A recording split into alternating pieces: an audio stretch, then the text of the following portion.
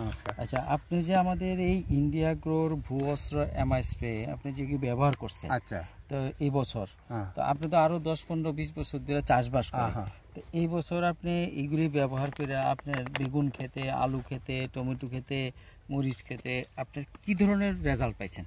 বেজান ভালো ফল পাইছি আমি এই মানে বছর। কেমন কেমন কেমন ফলটা? বেশি পাইছি, অন্যান্য বছর থেকে বেজান বেশি হয়েছে।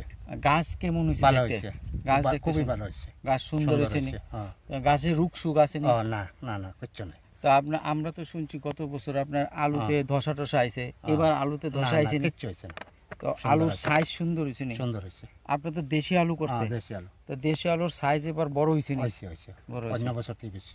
তো এবার যদি আমাদের এখানে আপনাদের এলাকার কৃষকরা যদি এই জিনিসগুলি ব্যবহার করে তারা লাভবান হইব নি?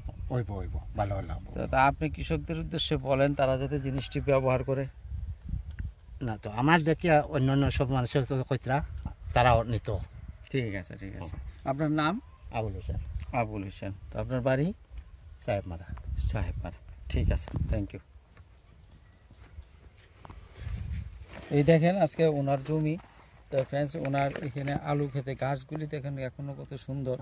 এই দেখেন একটু কাকু দেখি, এই যে আচ্ছা, আজকে ওনার টমেটো টমেটো। গাছগুলি দেখেন, টমেটো গাছগুলি একবারে সুন্দর এবং টমেটো আইছে, আগামী দিন আরো প্রচুর টমেটো আসবে। তো এরকম ছোট আকারে চাষবাস করেও আজকে অনেক লাভবান। এই দেখেন বেগুন গাছ, প্রত্যেকটা বেগুন গাছ দেখতে কত হৃষ্টপুষ্ট। এখানে আগামী দিন দেখবেন এই গাছগুলিতে কি পরিমাণ বেগুন আসে। Thank you.